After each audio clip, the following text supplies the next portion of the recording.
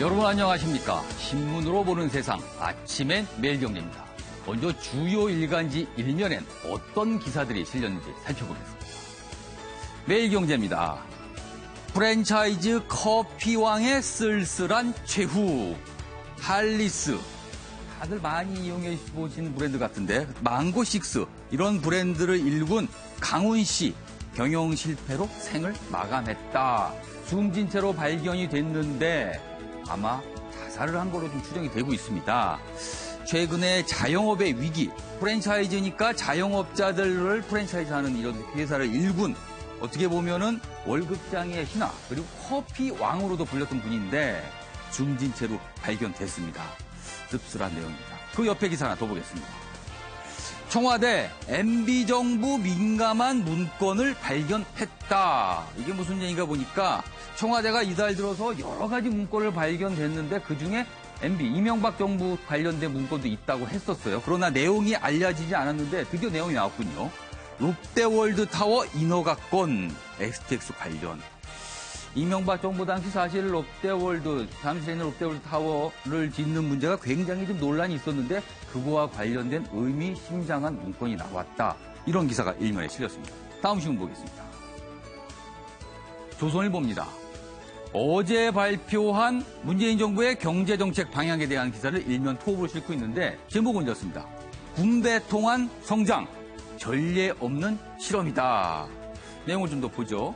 소득 증가와 일자리 창출로 저성장 양극화 동시에 극복한다.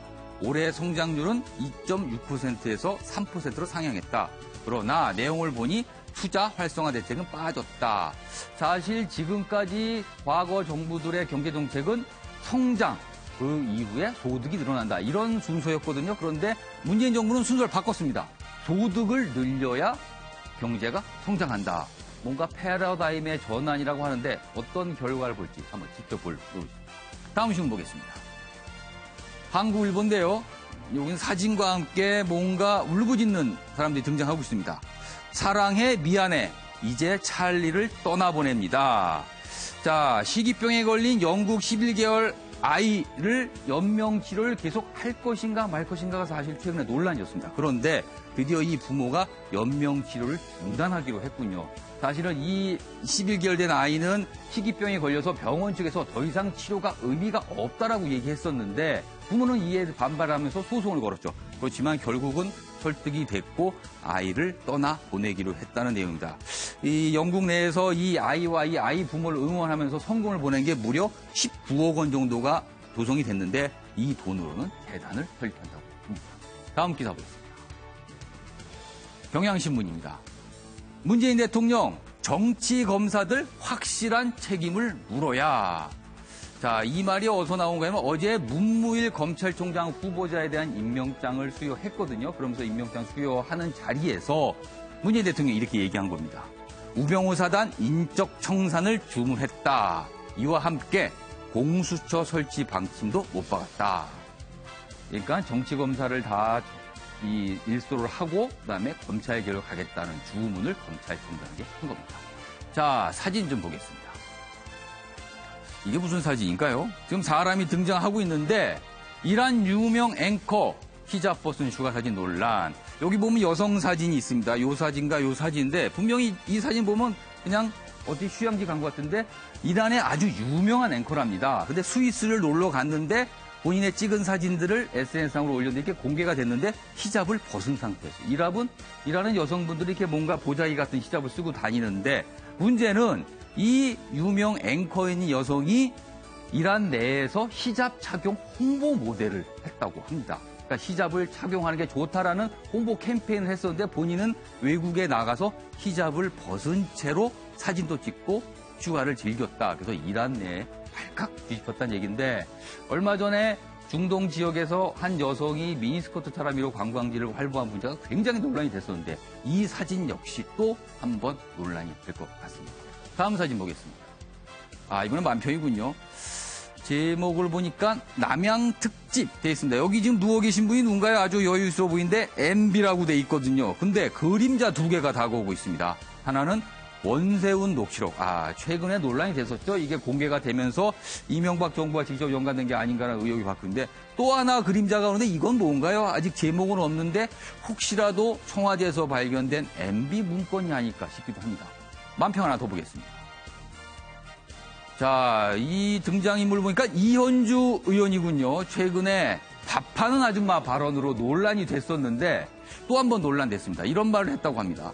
월급 떼어도 고발하지 않는 것이 공동체 의식이다. 그래서 마치 사업주를 두둔한 듯한, 그리고 알바생이 월급 못 받는 게 별 문제가 안 되는 듯한 이런 발언을 하면서 또 한 번 욕을 먹고 있는데 제목이 종횡무진입니다. 누가 보니까 왠지 모르니까 보수 진영에서 이현주 의원을 영입하려는 의사가 있는 것 같다는 느낌이 든다. 이렇게 비꼬는 경향신문 만평이었습니다. 자, 이제 마지막 다 봤고요. 오늘 저와 함께 신문을 보실 네 분 소개해드리겠습니다. 먼저 소종석 전 시사저널 편집국장 나오셨고요. 그다음에 김성수 문화평론가 나오셨고 김남국 변호사, 이수희 변호사 나오셨습니다. 안녕하세요. 안녕하세요. 자, 이제 본격적으로 신문 읽기에 들어가 보겠습니다. 일명기사 잠깐 봤었는데 문재인 정부의 경제정책 방향이 어제 제시가 됐습니다. 그 내용을 좀 추가적으로 다룬 기사인데요. 나랏돈 쏟아부어 일자리 소득 증대, 문제는 재원 지속성이다. 이렇게 되는데 좀 더 보겠습니다. 문재인 정부 재정지출 증가율, 그러니까 정부가 쓰는 돈을 7% 더 늘리겠다. 그러니까 많이 쓰겠다 합니다. 사실 올해나 내년 정도 경제성장률 한 3% 정도로 예정하고 있는데 경제성장률, 그러니까 벌어들이는 돈보다 좀 더 쓰는 돈을 늘리겠다. 이런 취지거든요. 그래서 나랏돈을 쏟아 부었다. 이런 표현이 나온 것 같으네요. 문재인 대통령은 이 일을 결합해서 경제 패러다임의 전환이다. 이렇게 얘기를 했습니다. 기사 내용도 한번 보죠. 핵심은 좋은 일자리를 많이 만들어 가계소득을 높이고 내수 활성화로 경제 성장을 이끄는 것이다. 이를 실현하기 위한 정책으로는 하나는 재정을 풀어서 서민층의 소득을 보존해 주는 것. 그다음에 또 한 가지 방법은 인센티브를 부여해서 기업이 일자리 창출하도록 하는 것이다. 이렇게 했습니다. 자, 소종석 전 편집장. 어제 사실 굉장히 큰 뉴스였습니다. 물론 경제정책에서 조금 어렵기도 하지만 우리 일상생활과 직접적으로 관련될 수도 있는 문제가 어제 나왔습니다. 전체적으로 방향을 보면 기존의 경제정책 방향을 완전히 180도 뒤집는 모습이었거든요. 어제 내용을 좀 어떻게 보셨습니까? 기본적으로 이제 과거에는 어떤 기업이 문제가 생겼다든지 이러면 이제 기업에다가 어떤 공적 자금 같은 걸 수입한다든지 이런 방식을 통해서 기업을 살려서 다시 또 이른바 경제 회생을 꾀하는 이런 방식을 많이 취했지 않습니까? 예. 그런데 지금 문재인 정부는 그렇지 않고 기업보다는 사람에 투자하겠다. 사람에게 투자를 해서 소득을 늘리게 하고 그러면 그 소득이 늘었으니까 그 사람이 뭔가 이제 쓸 테고 네. 그러면서 이제 내수가 활성화되고 내수가 활성화되면 경제가 성장을 하고 경제가 성장하게 되면 그 속에서 또 일자리가 창출되는 이러한 선순환 구조를 지금 꿈꾸고 있는 것이거든요. 근데 지금 이제 문재인 정부가 가는 방향을 보면은 굉장히 정부 쪽에서 많은 어떤 자원을 지금 투입하는 쪽으로 가고 있죠. 공무원들도 정부에서 늘리는 쪽으로 가고 있고. 그런데 이러한 방향과 함께 한편으로는 그런 방향이 저는 뭐 한번 시도해볼 만하다고 합니다. 그런 방향이. 그런데 그런 방향과 함께 어떤 이 구조 개혁을 꾀해가는 큰 틀에서의 과연 우리 경제의 나아갈 방향, 한국 경제의 나아갈 방향 부분에서 큰 틀에서 어떤 구조 개혁, 뼈를 깎는 그런 혁신, 이러한 작업, 그리고 새로운 어떤 이른바 신수종 산업들을 창출해가기 위한 그러한 노력, 이게 동시에 같이 이루어져야 어떤 좀 향후의 긴 안목에서 우리 경제가 살아날 길이 있지 않을까 하는 그런 생각이 드는데 아직까지는 이 뒷부분은 좀 뚜렷하게 이렇게 부각되는 그런 건 지금 없지 않나 하는 그런 생각이 듭니다. 예. 이수희 변호사. 사실 국내도 그렇고 전 세계도 현상이 이러지만 이 빈부차가 많이 늘어나고 있기 때문에 그래서 이런 소득이 낮은 계층들의 소득이 워낙 낮기 때문에 소비가 이어지지 않고 이것 때문에 경제 성장이 침해가 되고 있다라는 부분에 대해서 논리적 연결이 쭉 잘 되는 것 같아요. 그러나 문제는 사실은 전체적인 파이를 키워야 된다는 주장은 여전히 있습니다. 그러나 어제 문재인 정부의 경제정책 방향을 보면은 전체적인 파이를 키우는 부분에 대해서는 아무래도 좀 소홀한 게 아닌가라는 지적도 나오고 있어요.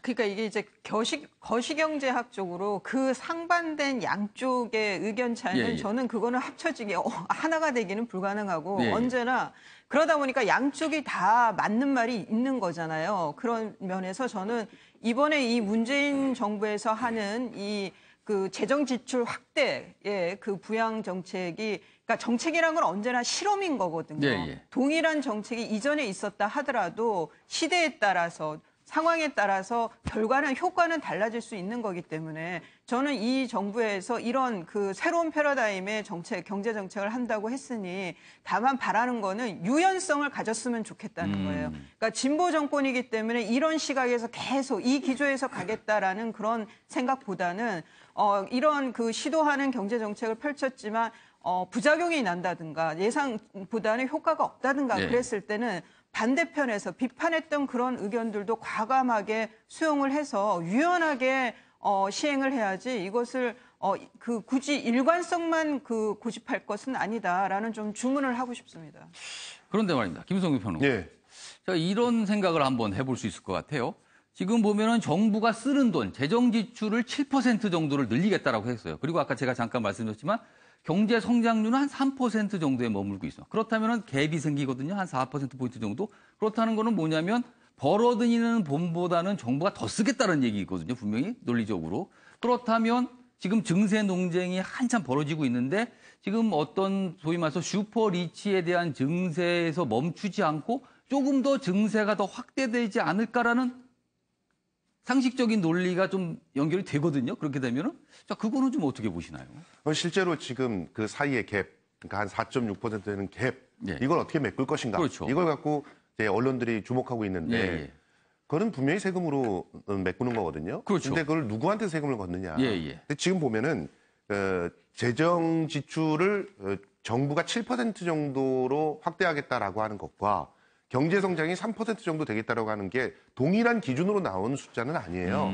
다시 말해서 경제가 3% 정도 성장하면은 정부의 입장에서는 그 성장 부분들이 세금으로 충분히 걷어들여질 때 6% 7% 이상의 어떤 지출할 수 있는 여력이 생기는 게 사실입니다. 그런데 이제 그 계획대로 안 됐을 때가 문제라고 생각을 해요. 그러면 어차피 세금이라고 하는 것을 율을 조절을 해가지고 할 수밖에 없는데 지금 현재 문재인 정부에서 발표한 것은 기업으로부터 법인세 더 걷겠고 특히나 지금 현재 보면은요, 대기업들은 굉장히 큰 수익들을 내고 있잖아요. 어저께 SK 하이닉스 같은 경우 분기별 3조 원의 그 그렇죠. 영업이익을 돌파하는 아주 큰 기사가 됐어요. 큰 기사가 나왔어요. 그런데 과연 그 SK 하이닉스 같은 곳이 법인세를 얼마나 내는가 이런 것들을 따져봤을 때는 정말 글로벌한 그런 규모의 이득들을 벌고 있다면 그런 이득들을 토대가 되고 있는 구조에다가 좀 환원시킬 수 있게끔 어떻게 보면 문재인 정부의 핵심은 숨통입니다. 숨통을 튀자. 아래로 흘러내려갈 수 있는 숨통이 안 튀어지니까 그걸 마련해보자라고 하는 그런 시도인데 너무나 이렇게 부정적인 시각에서 먼저 볼 필요는 없다. 이렇게 생각이 됩니다. 그러니까 지금 꽉 막힌 어떤 이 내수라든가 이런 걸 일단 숨통을 트이는 게 먼저지 그 이후에 어떻게 뭐 성장이 되는 이거는 조금 더 부차적인 문제가 아닌가 뭐 이런 설명 같습니다. 알겠습니다. 다음 기사 보겠습니다. 자, 이 기사는 뭔가요? 문무일 임명장 받는 자리에서 이렇게 돼 있습니다. 문무일 검찰총장이 어제 임명장을 받았다고 소개해드렸는데 그 대통령 앞에서 이런 시를 읊었다고 합니다. 시 내용을 좀 잠깐 보겠습니다. 하늘 노릇하기가 어렵다지만 4월 하늘만 하랴. 뭔가 노릇하기 힘들다 이런 뜻이 있는 것 같고요. 그 밑에 것도 보겠습니다. 누에는 따뜻하기를 바라는데 보리는 춥기를 바라네.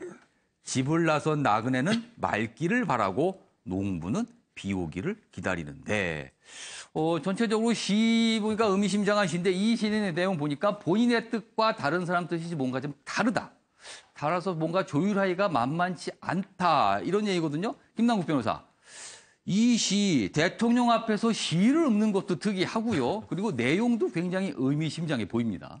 이 한시 내용 자체를 보게 되면 중국에서 농민들이 동요로 불렀던 노래를 사실 한시로 다듬은 거라고 이야기를 합니다. 앞서 이제 앵커께서 말씀하신 대로 이 한시 자체를 보게 되면 하나를 놓고 서로가 생각하는 게 다르다라는 것을 이야기를 하면서 그게 바로 인생이다라는 것을 이야기를 지금 하고 있는 것인데요. 사실 이 이야기를 문무일 검찰총장이 처음 한 것은 아니고요. 2014년도에 그 서울시 간첩 공무원 사건과 관련해서 언론과 정치권에서 이것에 대해서 여러 가지로 막 떠들 때에 그때 김진태 총장도 이게 한번 이야기를 나왔던, 또 했었습니다. 그러니까 법조에서는 조금 이름이 알려진 시군요, 이 시가. 네, 맞습니다. 사실 이제 그 당시 이제 김진태 총장 같은 경우에는 검사 같은 경우에는 수사로 이야기를 한다라고 이야기하면서 결과로 보여주겠다라는 그런 취지로 한시 이야기를 했었는데요. 역시 이번에 문무일 총장도 마찬가지로 이 검찰의 어떤 개혁과 관련된 방안이 본인도 검찰 개혁을 이야기를 하고 청와대나 정치권에서도 검찰 개혁을 이야기를 하지만 그 구체적인 강론과 관련해서는 조금 다른 것을 보고 있다라는 그런 어떤 생각 차이를 이번에 이야기를 한 것으로 보이는데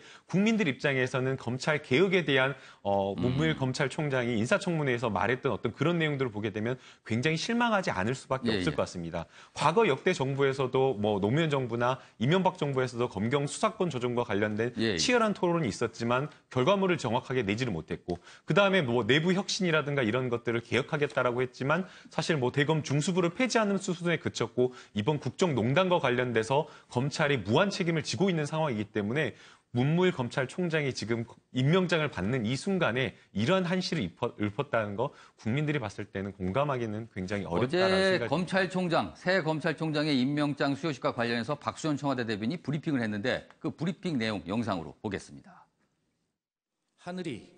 하늘 노릇하기가 어렵다지만 4월 하늘만 하랴. 누에는 따뜻하기를 바라는데 보리는 춥기를 바란다. 집을 나선 나그네는 맑기를 바라고 농부는 비 오기를 기다리는데 뽕잎 따는 아낙네는 흐린 날씨를 바란다. 이번 청문회를 거치며 생각이 났다라고 말하기도 했습니다. 자, 지금 청와대 대변인이 저렇게 브리핑을 하면서 시를 다 읽는 것도 특이하고요. 내용도 아까 의미심장했던데 소정법 정국장님. 네. 사실은 저 시 내용을 조금 더 들여다볼 필요가 있는 게 사실 김남욱 변호사가 잠깐 얘기를 했지만 문무일 검찰총장이 청문회 당시 여러 가지 검찰 개혁에 대한 생각을 밝혔는데 그게 문재인 대통령이 내세웠던 생각하고 약간 거리감이 있다는 건 분명히 보입니다. 사실 공수처 설치 문제라든가 그다음에 검찰의 수사권 기소권 분리 같은 아주 핵심적인 사안에 대해서 약간 부정적이거나 보류적인 태도를 취했거든요. 그래서 지금 여기 기사도 보면 이런 내용이 있거든요. 검찰 개혁 방안과 관련해 청와대와 검찰 조직의 입장이 서로 다르다는 점을 시사한 것으로도 볼 수 있다. 이렇게 시에 대한 해석을 했는데 소정 국장님께서는 이 내용 좀 어떻게 보세요? 두 가지 측면이 있는 것 같아요. 일단 24일 청문회에서 보면 문무일 총장이 그런 검경 수사권 조정이나 공직자 비리 수사처 설치 이런 부분에 대해서 좀 더 논의가 좀 필요하다. 이런 식으로 약간 뭐라 할까요? 좀 뜨뜻미지근한 그런 태도를 보였거든요. 그리고 어제 임명장을 받으면서 그런 한시, 나그네는 맑기를 바라지만 농부는 비 오기를 바란다. 이 얘기는 이제 한편으로 본다면 지금 이 보도된 대로 검찰의 입장과 청와대의 입장이 다르다라는 이런 부분을 시사한 것일 수도 있고 그러니까 결국 어떤 이런 개혁 작업을 해나가는 부분에서 충분히 해당 기관의 그런 부분들을 좀 봐야 된다 이런 맥락일 수도 있고 또 한편으로 어떻게 좀 더 이렇게 보면은 지금 검찰이 이런 그런 수사권 조정이나 공수처 설치 이런 거에 지금 저항하는 것이냐 뭐 이런 이제 조금 더 해석도 가능하거든요. 근데 그러는 것보다는 저는 일단 임명장을 받는 자리에서 이런 얘기를 했다라는 것은 입장 차이가 다르고 처한 상황과 그 조직의 어떤 연황과 맥락이 다 다르기 때문에 대통령께서 어떤 이 개혁 작업을 해나갈 때 그런 부분을 충분히 좀 고려할 필요가 있다. 이 개혁이라는 것은 다양한 이해관계자들이 얽혀 있기 때문에 그만큼 힘든 작업이니까 이런 작업을 해나갈 때 그냥 일도양단식으로 딱 하지 말고 조금 더 세심한 그야말로 치밀한 고려와 계획 속에도 어떤 일들을 추진할 필요가 있다라는 그 두 가지 부분을 문무일 총장은 같이 얘기를 좀 하고 싶었던 것 아닌가 하는 생각이 듭니다. 하지만 그러면은 이게 사실은 이렇게 된다면은 검찰총장이 본격적으로 오늘부터 일을 하게 되는데 향후에 검찰 개혁과 관련해서 청와대와 검찰이 약간의 갈등 국면에 갈 수도 있을 가능성 뭐 생각해보지 않을 수 없을 것 같아요. 아니 그렇게 우려가 되는 거죠. 왜냐하면 지금 임명장을 받는 자리 아닙니까? 그럼 임면권자는 누구입니까? 대통령이잖아요. 근데 대통령 앞에서 저 입장 난처합니다. 이런 얘기를 한 거 아니에요. 용감한 걸까요? 소신일 걸까요? 굉장히 소신 있다고 볼 수도 있고 용감하다고 볼 수도 있죠. 그런데 대통령은 그런 태도를 취하니까 바로 세 가지를 다시 주문하잖아요. 그렇죠. 공수처 신설해야 되고 또 검찰 정치적 중립해야 되고 그리고 검경 수사권 조정해야 된다는 얘기를 그러니까 의도적으로 짚어서 얘기하지 쐐기를 않습니까? 박는 느낌이 그렇죠. 있었어요, 그 발언은. 그러면 그런 그 메시지를 네. 충분히 제시했음에도 불구하고 그것을 따르지 않았을 때 네. 어떤 일들이 있을 거라고 하는 것이 예고가 된 것이기 때문에 저는 이 부분이 검찰총장으로서 적절한 그런 그 임명장을 받는 자리에서의 적절한 태도였다고 보기는 좀 어렵다. 사실은 저는 이 대통령께서 어떤 사람을 이렇게 임명하는 그런 이 방식이 계속되는 한 똑같은 일들이 벌어질 거라고 생각해요. 왜냐하면 대통령은 5년짜리 공무원이고 그리고 검찰은 검찰 조직도 있지만 검찰 이후에 나와서 검찰 식구들과 함께 또 더 긴 기간을 살아야 되지 않습니까? 그러면 5년을 위해서 투자를 할까요? 그런 측면에서 사실 검찰총장 같은 자리는 직선제로 해서 국민들이 엄중하게 이런 책임을 갖다 맡기는 그런 형태로 좀 바뀔 필요가 있지 않나. 그렇게 된다면 국민들이 임명을 하고 국민들이 스스로 그 권리를 또 뺏어갈 수도 있다는 그런 확신이 들 때야만이 정말 국민의 입장에서 생각하는 검찰총장이 탄생하지 않을까 하는 생각도 듭니다. 김성수 평론가의 말 들어보니까 이런 생각이 좀 떠오르네요. 대통령은 임기가 있지만 검찰 식구는 임기가 없다. 예. 식구 간의 관계는. 그래서 그 논리가 성립이 되는 걸까요? 항상 검찰의 논리라는 게 나오는데. 자, 이수희 변호사께도 하실 말씀이 있습니다. 저는 이 검찰총장을 임명하면서 이런 걸 예상하지 못했을까? 예상 못했다면 저는 외려 그게 더 이상하다는 생각이 듭니다. 검찰총장은 청와대에 대한 그 관계보다는 검찰 조직에 대한 충성도가 더 높을 수밖에 없죠. 내부 승진을 해서 올라온 자리인데.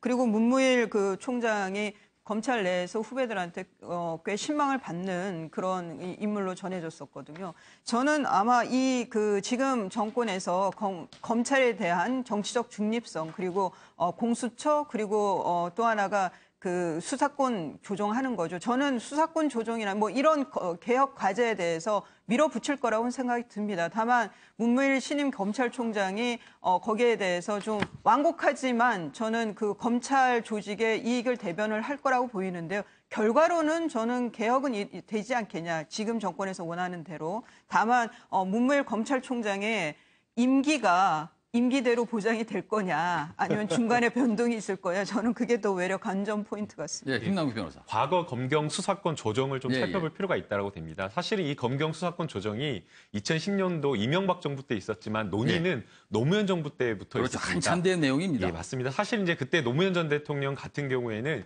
이 검경 수사권 조정 문제를 검찰과 경찰에 맡겨뒀습니다. 그래서 최초 논의 시작 자체를 검찰과 경찰의 실무자들이 협의회를 구성해서 했고 이게 안 되다 보니까 위원이라고 해서 위원회를 구성했는데 또 이게 안 돼가지고 결국에는 국무총리실 산하 국무조정실장이 직접 주재를 하면서 뭔가 했는데 또 이게 안 됐고 그래서 이제 이해찬 국무총리까지 나섰고 노무현 전 대통령도 나섰지만 사실 그 당시에 이제 노무현 전 대통령 같은 경우에는 검찰과 경찰의 수사권 조정 문제를 청와대에서 이거를 강제로 끌고 갈 수는 없다. 자율적인 어떤 수사권 조정이 필요하다라고 해서 자율에 맡겨놨는데 사실 결과적으로는 안 됐습니다. 그리고 이명박 정부에서도 역시 마찬가지로 이것을 검찰과 경찰에게 맡겨둬서 하게끔 했는데 두 기관 자체가 서로 간에 그 완전히 치킨 게임을 하고 있기 때문에 검경 수사권 조정 문제라든가 검찰 개혁 자체가 아예 안 됐습니다. 그래서 이제 청와대에서 이제 사실은 강제적으로 이제 일부 이제 그 형사소송법을 개정해서 검찰의 어떤 그 지휘라든가 강제 명령권이나 이런 것들을 좀 조정하는 선에서 그쳤는데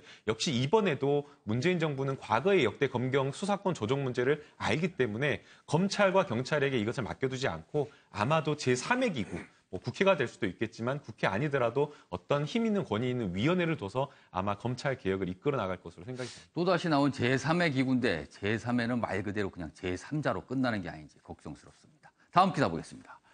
자, 이 기사는 어제 하루 종일 논란이었습니다. 송영길, 손혜원 더불어민주당 두 의원이 위안부 피해자 할머니죠. 고 김군자 할머니 빈소를 찾았는데 장례식장에서 뭔가 약간 축제 분위기가 나는 엄지척 포즈를 자신의 지지자들과 했다고 해서 하루 종일 시끄럽습니다. 여기 보면은 이 사진이 공개된 이후에 비난이 쏟아지니까 사과를 했습니다. 국민 여러분께 정말 죄송하다. 추모 분위기에 맞지 않는 제스처를 취한 점은 제가 경솔했다고 사과했지만 논란은 이어지고 있습니다. 옆에 기사 하나 더 보죠. 마찬가지 같은 기사입니다. 위안부 할머니 장례식장에서 엄지척. 송영길, 손혜원 인증샷 논란, 경솔한 행동에 사과드린다. 이렇게 돼 있습니다. 자, 소종석 전 국장님. 이분들 왜 이럴까요? 글쎄요, 우리 상식적으로 우리가 장례식장에 갔을 때 일단 장례식장에서 사진을 찍는다는 거 자체를 그 행동 자체를 잘 안 하지 않습니까? 사실 장례식장에서 이 술을 드시는 분들이 많이 있죠. 근데 장례식장 사실 건배도 하지 안 하는 걸로 그렇죠. 그게 예인데. 예. 거의 이제 그 장례식장이라는 게 어쨌든 고인의 그런 걸 추모하고 요즘은 그래도 분위기가 많이 밝아지긴 했습니다. 과거보다는. 그 안에서 자연스럽게 얘기도 하고 웃고 뭐 이런 경우는 있는데 거기서 사진을 찍는다는 것 자체를 일단은 좀 상상하기가 힘들고. 이 장면만 보면요. 어디 굉장히 축하하는 장소에 와서 뭔가 이렇게 즐기는 듯한 모습이에요. 그렇죠. 거기다가 이제 또 엄지척까지 했으니 다이 밝은 표정으로 엄지척 했으니 뭔가 뭐 대단히 지금 어떤 그 자랑스러운 축하하는 자리 뭐 이런 쪽에서 찍은 사진이 아닌가 그냥 봐서는 그런 착각을 불게 할 정도인데 저는 송영길 의원과 손혜원 의원이 가끔씩 이제 이런 어떤 이 구설에 조금씩 오르지 않습니까? 이번 같은 경우도 굉장히 이건 사려 깊지 못한 행동이다. 그리고 이런 부분들이 이제 반복되면은 굉장히 어떤 정치적인 부담을 또 안게 되거든요. 그렇기 때문에 과거의 야당 시절과 또 다른 어떤 집권당으로서의 책임이 있기 때문에 더더욱 이런 부분의 언행에 대해서는 특히 좀 신중을 해야 될 것 같습니다. 여기서 좀 생각해보면 소정국 장님, 저 엄지척의 그 의미는 뭘까요? 저분들이 저렇게 하는 행동은. 의미 없는 건가요? 글쎄 여기서는 뭐 어떤 그 사진 찍는 분의 그 요구에 따라서 뭐 그렇게 포즈를 취했다 아마 뭐 그렇던데 그래서 좀 우리가 이 김군자 할머니의 어떤 뜻을 따라서 또 많은 사람들이 와서 좀 추모를 했으면 좋겠다 뭐 그런 의미라고 알고 있는데 정확하게는 왜 그랬는지 저도 잘 모르겠습니다. 네, 김남국 변호사. 그 사진의 엄지척은 이제 원래 저희가 사진 찍을 때 V 표시를 많이 하지 않습니까? 그런데 이제 그 얼마 전에 대통령 선거가 있었는데 그 당시에 이제 문재인 후보가 1번이었기 때문에 문재인 후보를 지지하는 사람들의 그 사진 포즈 자체가 이제 엄지척으로 해서 아마도 그렇게 자연스럽게 1번, 기호 1번. 맞습니다. 그렇게 엄지척을 했던 것으로 보이고요. 그게 지금까지 남아있던 거군요. 당시 이제 지금 이렇게 저렇게 이제 빈소에서 사진을 찍고 웃는 모습으로 하는 것 자체는 조금 부적절했다라는 생각은 드는데 이 송영길 의원과 사실은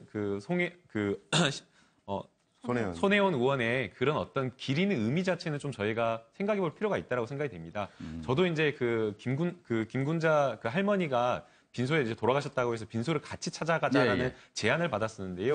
손혜원 의원이 페이스북에 사실은 이것을 뜻깊게 우리가 그냥 의원들 정치인들만 할 것이 아니라 국민들도 이것을 함께 기릴 필요가 있다라고 해서 본인과 함께 갈 사람들을 같이 모집을 했습니다. 그래서 짧은 시간에 저녁 한 6시 넘어서 이제 올렸는데도 불구하고 짧은 시간 동안 100여 명 이상의 사람들이 모였고요. 취지는 굉장히 보이네요. 괜찮았죠. 그리고 이제 그게 단순하게 그냥 빈소에 방문해서 위로한 것, 조문한 것으로 그치지 않고 할머니가 나눔의 집에서 계셨기 때문에 8월 15일 날 광복절날 나눔의 집에 가서 봉사활동을 또 하자라는 어떤 그런 제안을 하면서 아마 사람들 자체가 그런 어떤 의미를 기리는 게 굉장히 뜻이 모아졌던 것으로 보입니다. 그래서 이제 자연스럽게 분위기가 약간 올라가다 보니까 저런 이제 사진이 나왔던 것으로 보이는데. 이 기사도 하나도 마저 같은 기사의 내용이 들렸는데 이현주 의원 얘기입니다. 국민의당 의원인데 아까 만평에서 잠깐 봤지만 또 발언이 문제가 되고 있는데 최근에 밥하는 아줌마 발언 등으로 설화에 휩싸린 이현주 국민의당 의원이 또다시 실언을 해 무리를 빚고 있다. 이런 말을 당 회의에서 했습니다. 나도 알바 때 알바해봤는데 월급을 떼인 적이 있지만 사장이 살아야 나도 산다고 생각해 노동청에 고발하지 않았다. 공동체 의식이 필요하다. 이렇게 얘기를 했는데 이에 대해서 이재명 성남시장이 노동자에게 임금은 생명인데 역지사지가 안 되냐 이렇게 비판을 했다고 합니다. 그러니까 지금 국회의원들이 이런 행동들을 하는 이유는요. 실제로는 뿌리 깊은 공감을 못하고 있기 때문입니다. 공감을 못한다. 지금 그 김군자 할머니가 92살까지 지금 강력하게 원하신 게 뭡니까? 일본의 사과 그리고 거기에 대한 책임 있는 배상 아니에요? 그런데 그런 것들을 마땅히 수행해야 될 정치인들이 그걸 못하고 아까운 그런 할머니를 그냥 아무런 그 사과와 보상도 없이 보내게끔 했죠. 그리고 이현주 의원 같은 경우도 마찬가지예요. 우리가 알바들을 갖다가 얼마나 그 생각을 했었습니까? 그 젊은 청춘들이 80만 원도 못 되는 돈을 받으면서 거기서 그야말로 물건 취급을 당할 때 국회의원들은 어디 있었어요? 없었단 말이에요. 그런데 지금 그런 자신들의 잘못된 과오들을 인정하고 거기에 대한 반성을 해야 되는 그런 자리들임에도 불구하고 자신들의 입장을 방어하기에 급급했다고 보이는 것이죠. 실제로 손혜원 의원이나 송영길 의원의 해명에는 그 해명 자체가 구설수를 또 담고 있었고 이현주 의원도 저 얘기를 하고 난 다음에 함께 살아가야 한다는 점을 강조했다고 하지만 함께라고 하는데 어디에 초점이 맞춰져 있는지 이런 부분들이 고민된다는 거죠. 위안부 할머니들의 빈소에서는 정확하게 위안부 할머니들의 문제를 해결하기 위한 의지를 보여줬어야 되는 것이고 그런 단합대회 같은 거는 나와서 하면 되는 거였고요. 그리고 이현주 의원 같은 경우도 함께 살아가야 되는데 이제는 그 함께 노동자 알바들의 입장이 더 고려되어야 된다는 점이 지금 현재 시대 정신이라는 것을 알아야 된다고 생각합니다. 또다시 설화에 휩싸인 이현주 의원이 자신의 발언에서 해명한 내용이 있는데 영상으로 보겠습니다. 저도 아르바이트한 적이 있습니다만 월급을 떼인 적도 있습니다. 사장님이 망해서요. 그런데 사장님이 같이 살아야 저도 산다 이런 생각에서 떼었지만 노동청에 고발하지 않았습니다. 우리 사회에 이런 어떤 공동체 의식이 같이 함께 살아야 된다 이런 게 좀 필요한 때가 아닌가 이런 생각을 하게 됩니다. 같은 자, 해명이 아니고 문제의 발언이었군요. 자, 이수희 변호사 말씀해 저는 이제 저기에 대해서 해명을 다른 게 아니라 그러니까 망한 자영업자도 상대로 해가지고 이 알바생이 노동청에 뭐 고발하고 이러면 이제 이게 근로기준법 위반이라서 임금 체불이 되면 검찰에 고발되면 벌금을 또 물기도 하고 이러거든요. 이게 이제 현실적으로 그런 일들이 많이 벌어지는데 약자가 약자끼리 갈등을 빚는 거에 대해서 자기가 이제 문제의식 얘기를 한 거다라는데요. 저는 이제 그런 시각은 있죠. 이 자영업이라든가 사업하다가 망한 경우에 그 이전에 이제 근로자들이 정상적으로 그 급여가 나가고 또 복지 혜택도 잘했을 때는 고맙다고 얘기 안 하다가 망하고 나니까 월급 안 줬다 그래서 나를 고발까지 하느냐고 서운해하는 사람들도 있어요. 저도 상담하다 보면. 근데 그거는 본인 생각인 거고. 자기 입장 아닙니까? 그렇죠. 이 근로한 사람들은 알바생도 마찬가지고 자기 시간과 자기의 노력이 들어간 거에 대한 대가를 못 받는 데다가 또 하나는 둘 사이의 불신인 거죠.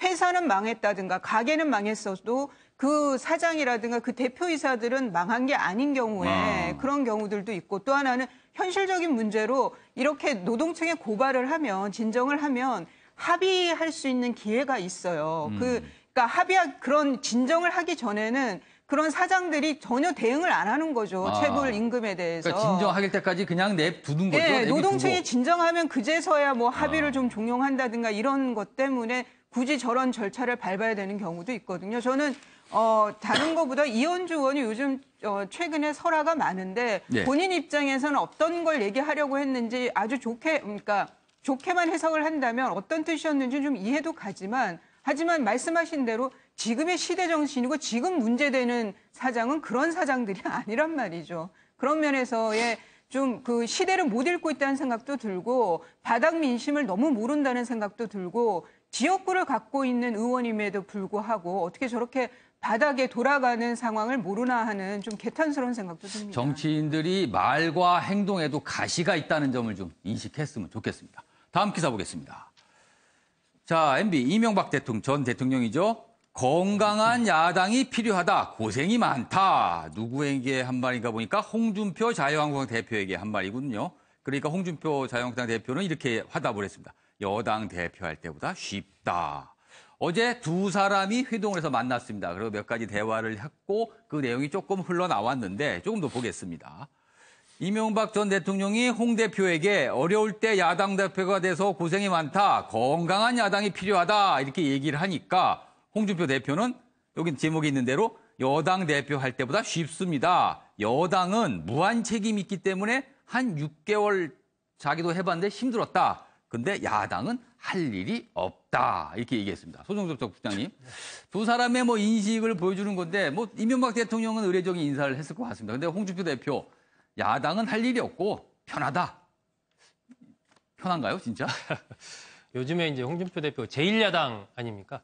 제1야당으로서 국정의 또 중요한 한 축을 사실 담당을 하고 있는데 최근에 문재인 대통령이 초청한 그 방미 성과, 순방 성과를 설명하는 이런 자리도 참가를 하지 않았고 전체적으로 보면은 이 국민들이 바라는 제1야당의 상과는 좀 거리가 있지 않느냐. 물론 이렇게 이제 혁신위원회도 설치해서 개혁 작업을 해나간다고 하고 있지만 과연 그 방향이 또 국민들이 맞는 것이냐 이런 문제 제기도 계속되고 있고 또 제1야당 대표로서의 어떤 이 공동 책임의식 이 지금처럼 가는 것이 과연 그렇다면 향후에 수권정당으로서 자유한국당이 거듭나는 이런 방향과 맞는 것이냐 이런 문제 제기는 뭐 계속되고 있거든요. 그렇기 때문에 저는 홍준표 대표가 저런 식으로 야당이 뭐 할 일이 없고 그냥 비판만 하면 된다는 저런 태도를 보이는 것은 국민들이 보기에도 정말 바람직하지 않고 홍 대표 스스로의 어떤 정치적인 미래를 위해서도 결코 바람직하지 않은 일이다라는 생각이 들고요. 어제 시점이 참 미묘했는데 마침 그 원세훈 전 국정원장 녹취록 문제. 아주 논란이 됐던 날이었는데. 그리고 또 아주 민감한 게 이 롯데월드 초고층 문건도 또 공개가 된 날이었어요. 이게 굉장히 민감한 거거든요. 그래서 저는 이게 참 미묘하다 지금 그런 생각이 좀 드는데 아마 지금 뭐 여당 내에서 계속해서 지금 이명박 전 대통령까지 조사를 해야 된다는 목소리가 나오기 시작했지 않습니까? 그런 상황이기 때문에 향후에 이명박 전 대통령의 또 운명 이런 부분도 굉장히 좀 주목이 되는 그런 상황입니다. 어제 사실 두 사람의 회동에 기자들이 따라 붙어서 여러 가지 질문을 했는데 이명박 전 대통령에게 원세훈 녹취록 파일 등등을 묻고 싶었으나 기회가 없었다 그러네요. 그래서 내용은 나오지 않았는데 저희가 관련 영상을 준비했습니다. 보고 오겠습니다. 여당 대표한테보다 쉽습니다. 이렇게 건강한 야당이 참 필요한 거예요, 지금. 건강한 야당. 야당은 하기 없이. 여당은 무한 책임이 있기 때문에 매한 6개월 하는 것이 참 힘들었고요. 근데 야당은 그렇죠. 그때 여당 할 때도 혼났지, 뭐, 그때. 사바이 근데 야당은 어렵지 않습니다.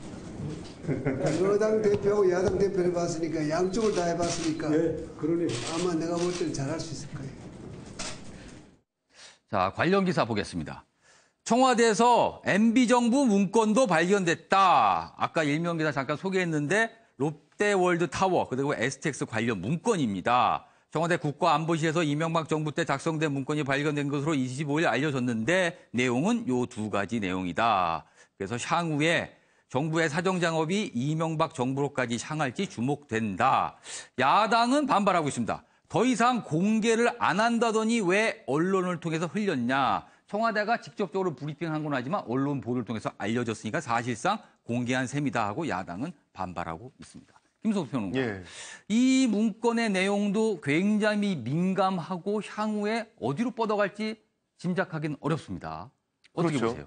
사실은 지금 녹취록하고 함께 엮어서 MB 정부 전반의 문제들을 이제 그 수사까지도 할 수 있는 그런 민감한 내용들인데 이런 상황들이 뻥뻥 터질 때도 우리 그 자유한국당의 홍준표 대표께서는 뭐 장화도 남이 다 신겨주고 벗겨주시니까 굉장히 편하신 것 같아요. 그런데 지금 해야 될 일이 한두 개가 아니죠. 일단은 MB 정권이 국민들을 속이지 않았다는 그런 물증들을 제시하면서 국민들을 설득해야 될 겁니다. 그렇지 않다면 국민들의 의혹은 점차 요구로 변할 거예요. 자, 너희들 어떤 일을 했는지 그때 다 한번 확인해보자. 특히 이전에 있던 거 다 해보자. 4대강 비리서부터 시작해서 BBK 문제에서부터 시작해서 모든 것들을 다 명명백백하게 밝히고 하자라는 그런 인식들이 정말 힘을 얻고 뭉치게 되면 걷잡을 수 없는 자유한국당의 책임론으로 가게 될 겁니다.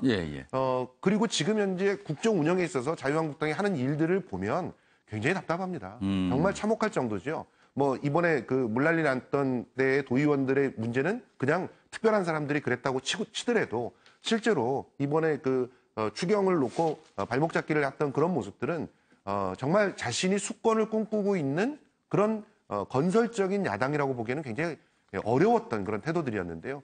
정말 수권을 꿈꾼다면 지금 대안을 제시를 해야 됩니다. 대안을 제시하기에는 굉장히 바쁜 시간이고요. 그런 시간에 저렇게 덕담하면서 그렇게 보낼 수 있는 그런 때는 아닌 것 같습니다. 김남국 변호사.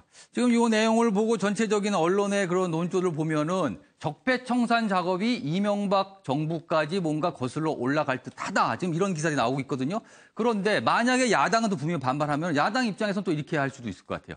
좋다. 이명박 정부까지 하자. 그러면은 노무현 정부 시절까지 아예 거슬러 올라가자. 거꾸로. 그러니까 향후 10년 이상 거꾸로 올라가서 한번 처음부터 해보자. 이런 주장을 또 할 수도 있거든요. 그리고 이미 그런 주장은 조금씩 사실은 정치권 나오고 있는데 이렇다면은 이거는 현 정부가 어떤 미래를 위해서 뭔가 하는 게 아니라 과거 뒤집기로 계속 들어가게 되면 이거는 글쎄요. 너무나 많은 논란과 갈등이 또 싹 트는 거 아닐까요? 그러나 이번에는 좀 다르다라고 생각이 됩니다. 사실 국민들이 뭐 대통령 선거나 총선이 있다라고 하면 항상 원하는 것이 민생 아니었습니까? 경제부터 살려야 된다라고 이야기를 하면서 다른 것들은 사실은 후순위로 가는 경우가 많았는데 이번 대통령 선거는 달랐습니다. 촛불 민심에 의해서 대통령 선거가 조기에 이루어졌기 때문에 사실상 국민들이 원한 게 적폐청산과 검찰 개혁, 사회를 개혁해야 된다라는 부분들에 대해서 굉장히 국민들의 열망이 컸습니다. 그렇기 때문에 이번에 문재인 정부에서 여러 가지 뭐 국정과제를 가지고 정책들을 추진해 나가겠지만 그중에 가장 제일 손꼽아야 될 게 바로 적폐청산과 바로 검찰 개혁이라고 생각이 됩니다. 그렇기 때문에 이것이 어떤 정치적인 의도를 가지고 하는 것이 아니냐라는 이야기가 있을 수 있겠지만 그러나 그러한 어떤 비판이나 이런 것들에 흔들리지 않고 만약 불법적인 사안이 나와 있다라고 한다면 이걸 덮는다는 거 정말 있어서는 안 된다라고 생각이 됩니다. 이번에 정리하지 않고 정말 잘못된 것을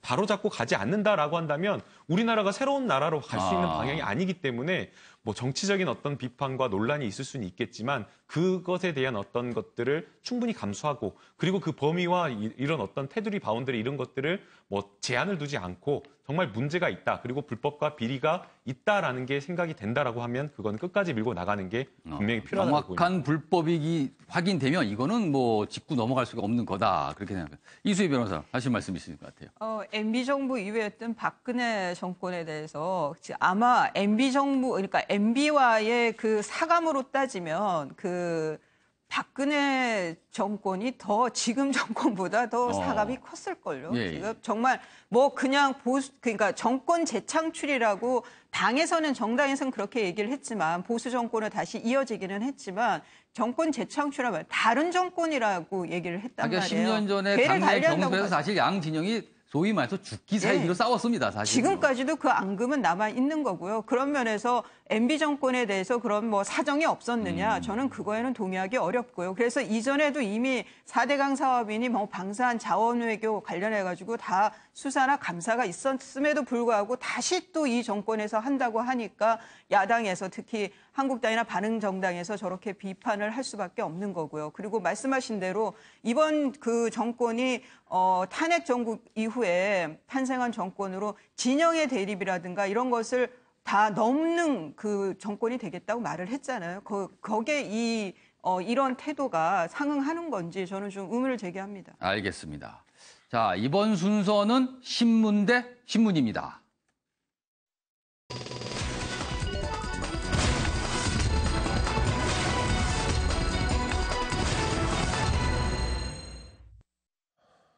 같은 사실을 다뤘지만 내용은 전혀 다른 두 개의 신문 기사를 비교하는 코너입니다. 보겠습니다. 오늘은 두 개의 신문 기사, 서울신문과 조선일보 기사입니다. 주제는 대법원이 어제 발표를 했죠. 주요 재판의 선고를 TV 생중계하겠다는 내용을 발표했는데 이 똑같은 내용을 이 두 신문은 어떻게 다루고 있는지 한번 보겠습니다. 먼저 서울신문입니다. 국정농단, 국민 알 권리를 보장한다. 피고 얼굴 안 찍어서 인권 보도된다. 굉장히 긍정적 평가를 했네요. 여기 내용을 좀 더 보죠. 재판장이 다양한 조건을 내걸어 피고인 변론권 방어권을 보장한다. 대법원은 25일 국민의 알 권리 등 공공의 이익을 위해 중계가 허용돼야 한다는 요구를 전격 수용했다. 전체적으로 굉장히 긍정적 반응이 있다. 이렇게 평가를 해줬는데요. 옆에 기사 보죠. 조선일보 기사입니다. 알 권리와 인격권 사이. 뭔가 좀 애매하고 문제가 있어 보인다. 이렇게 벌써 제목이 갑니다. 선고 장면만 생중계. 내용도 좀 보죠. 사법부 신뢰 높이는 계기. 그러나 재판 진행 차질 빚을 수도 대법관들 사이에서 격론이 있었다. 이렇게 써놨고요. 그다음에 한국당의 반발 내용을 써놨네요. 한국당 인민재판 하겠다는 것이다. 여기 보면 미국 50개 주, 영국, 호주선 허용됐지만 독일, 프랑스, 일본에선 불허됐다. 자, 두 신문 기사를 보면 한쪽은 어제 대법원의 결정에 대해서 다소 긍정적으로, 한쪽은 뭔가 좀 문제가 있습니다라고 이렇게 쓴 기사입니다. 자, 소종섭 전 국장님. 네. 두 개의 기사를 제가 소개해드렸는데 어느 쪽에 좀 더 공감이 가십니까? 이미 법원에서는 이른바 국민의 알 권리 차원에서 이 재판을 공개하는 부분 이야기된 지가 지금 벌써 한 5년이 넘었습니다. 예. 2012년부터 쭉 얘기를 해왔으니까. 그리고 지난번에 이 판사들을 대상으로 대법원에서 조사를 했지 않습니까? 거기에서도 한 67.8% 정도 대다수 많은 판사들이 공개하는 부분에 찬성을 했고 오히려 이번에 공개된 내용을 보면 1, 2심의 선고 장면만 공개하기로 했거든요. 네. 오히려 이제 결심까지 공개를 했어야 되는 거 아니냐. 결심. 이렇게 말하는 분들도 많아요. 그래야 조금 더 어떤 그걸 관심 있는 분들이 보기에 조금 더 구체적인 내용들, 양쪽의 주장을 좀 자세히 들을 수 있는 것 아니냐. 시청자분들을 위해서 선고와 결심의 차이를 좀 설명해 주시죠. 그러니까 선고는 그냥 이제 그거 재판부가 이제 판결을 내리는 거죠. 그러니까 최종 판결 내리는 거죠. 결심 같은 경우는 이제 뭐 피고인 최후 진술도 하고 여러 가지 이제 검사의 논고가 마지막 논고가 또 있겠죠. 이런 식으로 조금 더 구체적인 내용이 이제 진행이 되는 거고. 그러니까 전후 사장을 좀 볼 수 있는 게 결심 공판이 그렇습니다. 되고. 지금 현재 오늘 어제 결정대로라면 우리는 그냥 재판부가 뭐 이러한 이유로 해서 피고인에게 뭐 몇 년형을 처한다. 뭐 이 장면을 볼 수 있는 거죠. 그리고 어떤 피고인의 얼굴 같은 것도 가리고 재판부의 그냥 그 선고 장면만 볼 수 있게 굉장히 제한적으로 사실은 이 중계를 하는 것으로 결정이 났습니다. 그렇죠. 물론 이제 대법원 입장에서도 일단 한번 해보고 반응을 봐서 앞으로 이 범위를 더 확대할지를 좀 더 논의를 하겠다 이렇게 얘기를 했는데 저는 어제 대법원의 결정에 대해서 긍정적이고요. 조금 결과를 봐서 결심 정도까지 해도 뭐 큰 무리는 없지 않느냐. 단지 여기서 이제 중요한 것이 그러면 어떤 재판을 이렇게 공개를 하고 어디까지 할 것인가. 그 부분을 정하는 부분에서의 일관된 어떤 기준이 반드시 있어야 되겠다. 물론 이제 그 재판부의 판단 이것도 중요하지만은 기본적인 원칙이 좀 확실하게 서야지 재판부의 판단에 따라 이게 너무 들쭉날쭉하다 보면 또 여러 가지 문제가 생길 가능성도 있는 것 같습니다. 요 기사에 저희가 정치권의 찬반 입장을 영상으로 준비했는데 보고 오겠습니다. 자유한국당에서 얘기하고 있는 알 권리를 하고 인권에 대한 얘기를 하는데 실제로 그 새누리당의 전신이 알 권리를 주장하는 거는 말이 안 된다고 봅니다. 국민이 제대로 알았다면 사태가 발생하지 않았습니다. 그런데 정치검찰에 의해서 아닌 청와대에 의해서 정부에 의해서 수많은 그런 국정농단의 상황이 발생했고 이거 진짜 회복되지 않으려면 어떤 일이 벌어졌는지에게 국민들한테 알려주는 것 그게 보다 중요한 문제입니다. 왜냐하면 단순하게 이분이 자연인으로서 재판을 받는다 그러면은 굳이 논란이 되는 건 아니지 않겠습니까? 전직 대통령이었고 4년에 걸쳐서 국정을 운영했던 분이고요. 그리고 이때까지 정말 한 번도 이런 일이 없었는데 불구하고 갑자기 하겠다고 하는 이유가 뭘까? 특히 국민의 알 권리라고 이야기를 하고 있는데요. 우리는 그런 권리를 많이 이야기하고 있습니다. 표현의 자유, 표현의 권리라는 이야기를 하면서 남의 인권과 또 남의 자유를 침해할 때 인권, 자유 침해와 표현의 권리 사이에서 굉장히 고민을 많이 합니다. 이번에도 마찬가지입니다.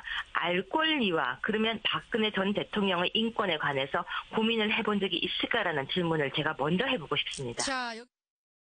네, 김성수 평론가, 요 두 기사 어떻게 보셨습니까? 일단 그 인격권 보장돼야 된다는 것은 맞죠. 그리고 이 부분에 대한 철저한 보호가 사실 민주주의의 성숙도를 가늠하는 척도가 될 겁니다. 그런데 실제로 이 재판의 선고 장면을 그것도 그 피의자의 어떤 얼굴도 내보이지 않고 보여주는데 도대체 어떤 인격권이 침해가 되는지 재판 정면을 비춰서 보여주게 한다는 도대체 뭐가 침해가 된다는 건지 이해가 안 되고요. 그리고 또 지금 그 인민재판 이렇게 운운하시는데 실제로 그런 인민재판에 우려들이 있다라고 하는 것들은 그 안에 방청객 자체를 갖다 두고 그러면 재판을 하지 말아야 되는 그런 상황이 됩니다. 그렇기 때문에 결과적으로 이 그 자유한국당의 이런 비판들 같은 경우는 그 근거가 상당히 좀 미약하다고 볼 수밖에 없을 것 같고요. 이번에 그 대법원의 이런 그 선택들이 충분한 논의와 또 여러 번의 심포지움 그리고 두 차례에 걸친 판사들의 여론조사 그럼에도 불구하고 굉장히 보수적인 입장에서 선택을 한 거예요. 그러면 최소한의 합의가 여기에 이루어졌다고 보는 것이 적절하지 않을까 그런 생각입니다. 법조인인 김남국 변호사는 어떻게 보십니까? 네, 저희는 이제 좀 큰 틀에서 볼 필요가 있다고 생각이 됩니다. 헌법을 보게 되면 헌법은 공개 재판을 원칙으로 하고 있습니다. 그 공개 재판을 원칙으로 하는 이유는 다름 아니라 바로 국민들을 위해서 피고인을 위해서 공개 재판을 하라는 겁니다. 공개 재판을 하지 않았을 때 지금도 공개 재판을 하고 있는데 판사들의 망만이라든지 아니면은 공정하지 못한 재판 진행이라든지 아니면 굉장히 고압적인 그런 재판 진행으로서 굉장히 문제가 되고 있는데 만약 어떤 재판이나 중요한 재판이나 이런 것들이 모두 다 국민들에게 공개가 된다라고 한다면 그런 판사 상상할 수 있겠습니까? 어렵다라고 보입니다. 그래서 우리 헌법이 이야기하고 있는, 천명하고 있는 공개 재판의 원칙 자체가 피고인과 국민들을 위해서 있다라는 걸 생각을 한다라면 이 재판을 생중계하는 그 범위 자체를 넓히는 방향으로 가는 게 맞다라는 생각이 들고요. 그 과정에서 물론 피고인의 어떤 사생활이라든가 인격권이라든가 이런 것도 물론 존중이 되어야 되기 때문에 이런 부분에 있어서는 판사의 어떤 재량권에 의해서 판단이 되는데 그냥 함부로 하지 않을 것으로 생각이 됩니다.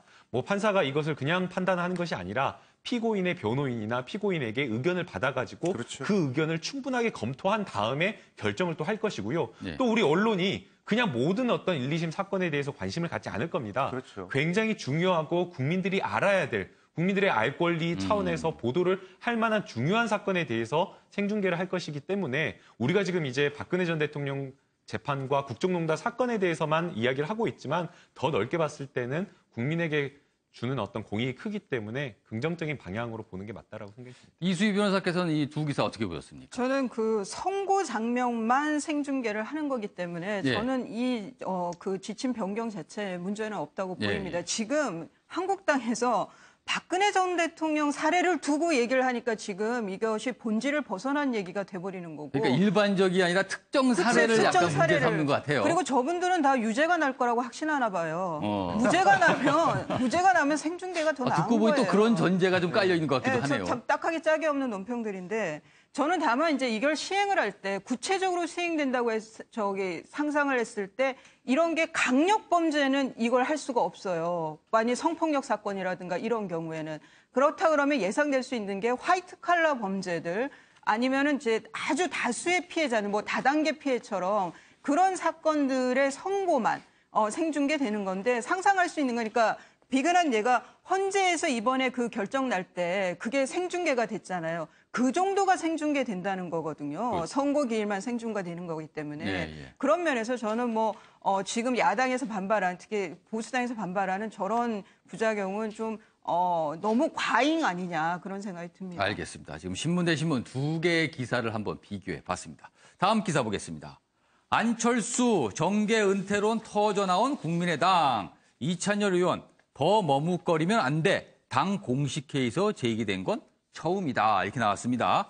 어제 국민의당 당회의가 열렸는데 이 당이 굉장히 확대한 커다란 회의였었는데 뭐냐면 당 비상대책위원회와 혁신위원회, 전당대회 준비위원회가 모두 모인 아주 큰 회의였는데 이 자리에서 이찬열 의원이 정식으로 안철수 전 의원의 정계 은퇴를 주장했습니다.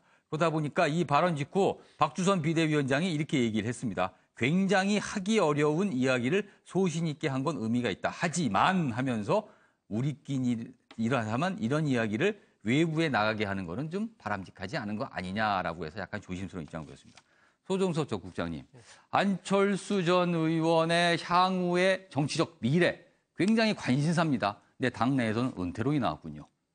지금 저는 이찬열 의원의 저 얘기는 지금 8월 27일 날 그 국민의당 전당대회가 있지 않습니까? 결국 지금 시점에서 저런 얘기를 한다는 것은 이제 전당대회를 앞둔 내부의 다양한 그 세력 간의 이해관계 간에 얽힌 그런 부분에서의 강력하게 이제 안 전 대표 그룹을 견제하는 그런 측면에서의 나온 얘기다라고 보여지고요. 지금 보면 이제 안 전 대표와 관련해서 일각에서는 계속해서 좀 만나자라고 요청하는 사람들이 또 줄을 잇고 있고 또 일부에서는 직접 좀 이번 전당대회에 출마를 좀 해달라. 이렇게 또 지지자들은 적극 요구를 하고 있거든요. 어떤 시기든 그것이 사퇴론이든 출마론이든 면담론이든 간에 안철수라는 인물을 두고 국민의당의 움직임이 지금 펼쳐지고 있다는 것은 그만큼 국민의당의 이른바 대주주라는 표현이 적절하지는 않습니다. 국민의당에서 가장 정치적인 가능성을 갖고 있는 사람은 역시 안철수다라는 것을 다시 확인을 시켜주는 것이거든요. 그렇기 때문에 이번 전당대회에 이제 안철수 전 대표가 출마할지 안 할지 그건 아직 알 수 없지만 어떤 시기든 안철수 전 대표와 국민의당은 공동 운명체다. 저는 뭐 그렇게 봅니다. 자, 이번 순서는 연예계 사건 사고 소식입니다. 박진 아나운서가 전합니다. 네, 작년 연예인 성스캔들이 잇따라 터지면서 연예계는 그야말로 시끌시끌했는데요. 이런 상황에서 얼마 전 한 아이돌 그룹 멤버가 성폭행 혐의로 고소를 당하면서 큰 충격을 줬습니다. 하지만 이 사건은 무혐의로 마무리됐는데요. 당시 사건의 전말을 어제 한 언론이 정리해서 보도했습니다. 해당 언론에 따르면 지난 6일 한 역삼동 아파트에서 아이돌 멤버를 비롯한 남성 3명, 그리고 고소 여성을 비롯한 여성 3명을 비롯해 술자리를 가졌는데요. 농도 깊은 스킨십이 이어지면서 고소 여성은 아이돌 멤버 등 남성 2명과 성관계를 갖게 됩니다. 다음 날 이 여성은 성폭행을 당했다며 두 사람을 경찰에 신고했는데요. 그런데 이후 진술을 번복해 논란이 일었습니다. 성관계를 가졌던 남성들은 강제성이 없었다며 일관된 주장을 펼쳤습니다. 이에 증거 수집에 나선 경찰, 현장에서 아이돌 멤버가 사용한 피임기구와 다른 남성이 사용한 휴지를 발견하면서 경찰은 성관계는 있었지만 강제성은 못 찾았다고 결론 내렸습니다. 사건은 무혐의로 일단락됐습니다. 하지만 해당 아이돌 멤버의 이미지는 크게 실추됐는데요. 이에 대한 보상은 과연 누가 해주는 걸까요? 계속해서 대담 이어가겠습니다. 자, 김성규 변호사님. 예. 사실 연예인들 조금 유명세탄 연예인들 보면 꼭 저런 남녀관계 문제, 아름답지 않은 남녀관계 문제가 발생을 합니다. 왜 그럽니까? 뭐 일단은 그 아이돌들도 사람이고 사랑을 하고 싶겠죠. 그리고 어떻게 보면은 아이돌들은 그 데뷔하기 전까지는 철저하게 감옥 속에서 갇혀 있다시피 살다가 이제 데뷔를 하고 난 다음부터는 자기에게 주어지는 어떤 자유들이 있거든요. 감옥이라고까지 비유를 하셨네요. 실제로 감옥처럼 그 아이돌들이 훈련을 어떻게 받는지를 그 카메라에 갈고 들어가 보면 예. 정말 이 젊은 아이들을 이렇게 합숙소에서 붙잡아 놔야 되는가 의구심이 들 정도로 혹사당하는 그런 케이스들이 많죠. 요즘에 이제 그런 부분이 인권적으로 문제가 있다고 하니까 많이 개선이 되고 있습니다만 예. 이 친구 같은 경우는 사실상 데뷔가 10년 가까이 된 그런 팀이기 때문에 어느 정도는 그런 제약에서 벗어나 있는 상태에서 부적절하게 만남들이 좀 있었던 것 같습니다. 그런데 그 지금 이런 문제들이 벌어지는 그 근저에는 실제로는 아이돌들이 너무 과다하게 묶여서 사는 그런 것에 대한 반발 이런 것들도 있고 예. 그리고 또한 아이돌들에 대해서 뭔가 어떤 그 특정한 목적을 가지고 접근하는 그런 사람들도 있어요. 보면은 사실은 이 여성들이 이렇게 접근했다기보다는 예. 그 주변에 있는 남성들이 아이돌의 명망성을 이용해서 자신들의 이익을 갖다가 구하려고 했던 그런 일들일 가능성이 굉장히 크고 그런 상태에서 여성이 피해를 입었을 가능성이 상당히 많은 그런 사건이라고 봅니다. 그런 측면에서 아이돌들은 정말 자기 주변에 지인들을 잘 관리를 해야 됩니다. 그리고 정말 자신이 어떤 일을 하고 있고 어떤 영향력을 끼치는지를 정확하게 이해하고 있고 그것을 함께 보호할 수 있는 그런 지인들이 아니면 되도록이면 사귀지 않는 것이 모두를 위해서 좋거든요. 저런 아이돌들은 하나가 회사인데 그 회사 전체가 이제 붕괴할 수 있는 그런 위기 속으로 빠져들게 되고요. 이번 이 아이돌 같은 경우는 굉장히 큰 그런 어떤 브랜드 가치 손상이 있었기 때문에 이 부분을 나중에 훼손할 방법이 없을 정도입니다. 그러니까 회복하기 위해서는 일정한 기간들이 좀 필요할 것 같은데요. 주목해 봐야 될 것 같습니다. 다들 아이돌 하면 다 부러워하는 것 같은데 그 사람도 참 팍팍하군요. 다음 기사 보겠습니다. 27, 28일 청와대 만찬 주 메뉴는 치맥이다. 자, 27, 28일 대통령과 경제 대기업 총수들이 회동을 하는데 만찬 회동으로 알려졌는데 메뉴가 치맥이라고 그러네요. 그러니까 형식보다는 실질적인 소통을 강조해서 맥주를 한 잔 곁들여서 편안하게 대화를 이어가기 위해서 메뉴를 이렇게 정했다라고 합니다. 김남국 변호사, 대기업 총수들이 평소에 치맥을 드셨는지 모르겠네요. 그 메뉴가 조금 입맛에 안 맞는 게 아닌가 싶기도 하네요. 네, 가볍게 맥주 한 잔쯤은 재벌 총수들도 하지 않을까라는 생각이 드는데요. 청와대가 이번에도 파격적인 행보를 이어가는 것 같습니다.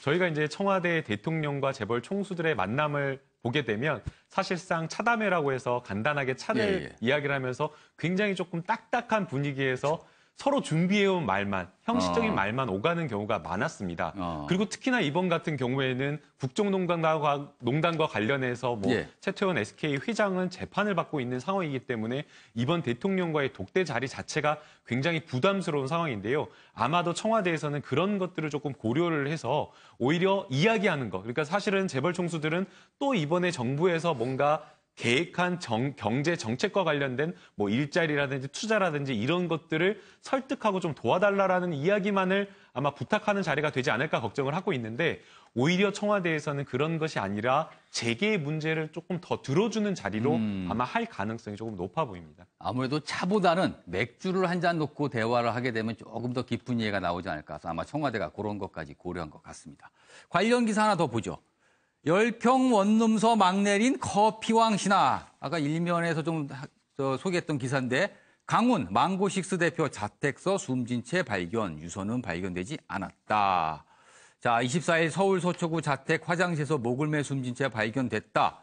유서는 없었고 최근에 회사 운영하면서 금전적 어려움을 겪고 있었다. 그리고 사망 전날 지인에게 처지를 비관하는 내용의 문자를 보냈다. 그래서 자살로 추정되고 있다는 얘기인데요. 내용 좀 더 보겠습니다. 강 씨는 2008년 커피 업계에 다시 발을 들였다. 그 전에 할리스 커피라는 거 아주 유명한 브랜드를 성공시켰죠. 그 이후에 다시 카페베네 쪽을 가다면서 이것도 역시 성공을 시켰고요. 그리고 2011년에는 주스 전문점, 최근에 말하는 뭐 망고식스라든가 이런 전문점에서 이거 역시 성공을 시켰는데 최근에 경기 불황 속에 내리막길을 걸으면서 경영난을 겪었다. 그래서 결국은 자살을 선택한 게 아닌가 하는 안타까운 사연인데요.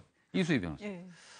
변호사 업무를 하다 보시면 이런 사정 때문에 소송에 걸리거나 재판을 받는 분이 많이 있을 것 같아요. 지금 이 분도 보면은 굉장히 승승장구하다가 최근에 경영난 그리고 경기 불황 속에 아주 급격한 내리막길 그래서 그걸 견디지 못해서 나쁜 선택을 한 게 아닌가 싶은데요.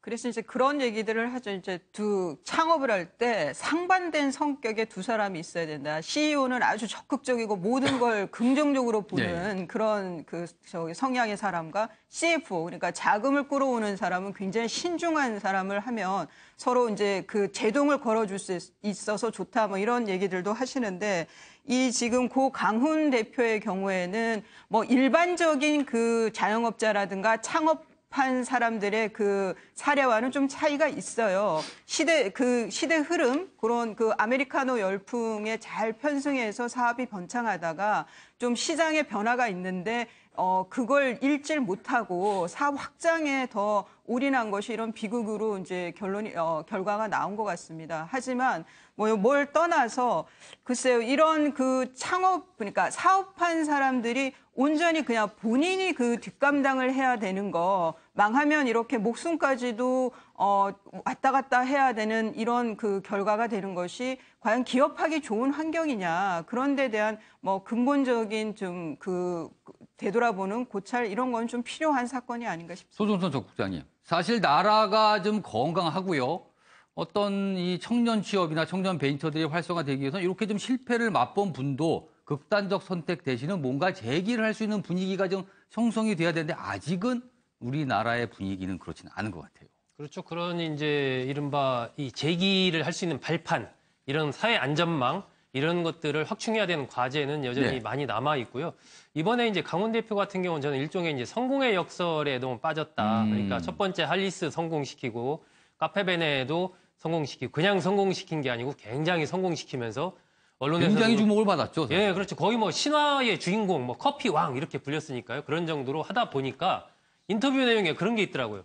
2개를 성공시켰는데 망고식스 런칭할 때입니다. 네. 3번째도 성공할 수가 있을까요? 이런 이제 질문을 하니까 2개 했으니까 3번째는 성공시키기 더 쉽습니다. 이렇게 이제 답변을 강훈 대표가 하는 그걸 제가 인터뷰 기사를 이렇게 봤는데 아하, 이것이 그러니까 2개를 내가 성공시켰으니까 3번째도 당연히 성공시킬 거다라는 어떤 자신감, 과감한 성장 위주의 이러한 전략, 이런 부분에 어떤 함정에 빠졌던 것이 아닌가. 그래서 그런 부분들이 오히려 이제 막 이렇게 확장을 해나가다 보니까 내실이 상당히 부실에 빠지면서 성장이 정체가 되니까 그 순간부터 바로 이제 동맥경화가 오게 되고 그걸 못 견뎌서 안 좋은 선택을 한 것 같은데 나오는 거 봐서는 그렇게 부채 규모가 뭐 한 70억 정도 이렇게 나오던데 사실은 그 정도면 견딜 수도 있지 않았을까 싶은데 참 굉장히 안타깝습니다. 알겠습니다. 이번에 국제기사 하나 보겠습니다. 240km 죽음의 여정, 트레일러 속 90명, 작은 구멍에 번갈아 호흡을 했다. 굉장히 지금 화제를 이렇게 논란이 됐었죠. 미국 내에서 큰 논란인데 미국 텍사스 미리국 참사 사건의 생존자들이 말하는 뒷이야기가 나왔는데 내용을 보니까 더욱더 끔찍합니다.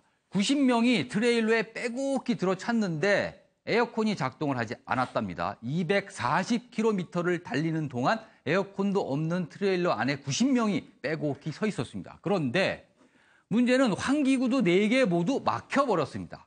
숨 쉴 공간이 없었던 거죠. 그렇다 보니까 트레일러 벽 한쪽 벽에 뚫려있는 작은 구멍으로 차례로 돌아가면서 겨우 숨을 쉬었다. 240m 떨어진 샌안토니오를 향하는 2시간 남짓의 죽음의 여정, 말 그대로 죽음의 여정이 됐다. 그런데 좀 황당한 것은 이 트레일러를 운전한 운전사를 경찰이 체포를 했습니다. 그 사람 말이 화장실에 가려고 차를 멈출 때까지 트레일러 안에 사람이 타고 있는 줄도 몰랐다. 물론 발뺌을 하고 있는 것 같지만 이렇게 황당한 얘기를 할 수 있는지 진짜 기가 찰 노릇입니다. 김성수 평론가. 예. 자, 이런 비극이 싹 텄는데 사실은 멕시코와 미국의 국경에서 벌어서 불법 이민자에 넘어가다 참변을 당한 건데 이런 경우는 미국의 잘못입니까? 멕시코의 잘못입니까? 글쎄요, 어떻게 해야 되는 어디의 겁니까, 잘못이다 이거는? 이렇게 특정지어서 말하기는 어렵지만 최근에 트럼프 행정부가 보여주고 있는 반이민 정책이 이런 비극적 부름을 더욱더 죽음을 더욱더 강화시켰다. 이렇게 보는 것이 옳은 분석이라고 생각을 합니다. 네, 예. 실제로 아메리칸 드림을 꿈꾸는 사람들을 탓할 수 있겠습니까? 정말 새로운 곳에서 새로운 도전을 하고 싶은 거 인간이라면 누구나 갖고 있는 소망 아니겠어요? 네. 문제는 그런 것들을 어떻게 좀 더 관리를 잘해서 그런 꿈들을 갖다가 스스로 찾을 수 있게 도와줄 것인가를 갖다 함께 고민해야 될 멕시코 정부와 그리고 미국 정부의 어떤 그 갈등들이 결과적으로 그 사이에 끼어 있는 사람들을 참혹한 선택을 할 수밖에 없게 만든 건 아닌가 이런 생각이 듭니다. 이 세상이 굉장히 큰 계층의 차이로 이루어져 있는데요. 정말 낮은 곳에서 태어난 사람들은 그것이 좋아서 선택한 것이 아니죠. 그렇기 때문에 그들에게도 공평한 그런 기회들이 제공돼야 되지 않을까 하는 생각들을 보다 가지고 있는 사람들은 좀 한 번쯤 더 해야 되지 않을까 하는 생각도 해봅니다. 국제기사 하나 더 보겠습니다. 제목이 이렇게 돼 있군요. 사장님, 직원 몸에 칩을 심겠다고요. 이렇게 돼 있습니다. 이게 무슨 얘기인가 좀 자세히 보겠습니다. 미국의 IT 기업이 있는데 쌀알 크기의 반도체 칩을 개발했다고 합니다. 근데 이 칩을 손가락 사이에 이식을 하면 회사 출근 근태 관리를 아주 한눈에 할 수 있다고 하는데 이 IT 업체 사장이 직원들에게 이 칩을 당신 손가락에 끼우면 안 되겠습니까? 라고 제안을 했다고 그러는군요. 자, 세상이 발달했지만 이렇게 칩까지 끼워서 일을 하고 싶은 직원이 있을지 그게 좀 궁금한데 김남국 변호사 짧게 얘기 좀 해주시죠. 네, 아마도 이것은 이제 위치 정보라든가 근태 관리라든가 이런 것들을 하기 위해서라고 하는데 사실상 직원의 인격권을 심각하게 침해를 하는 것이기 때문에 법률적으로도 허용되기는 어려울 것으로 보입니다. 자, 오늘 준비한 내용은 여기까지고요. 시청해주신 여러분 고맙습니다.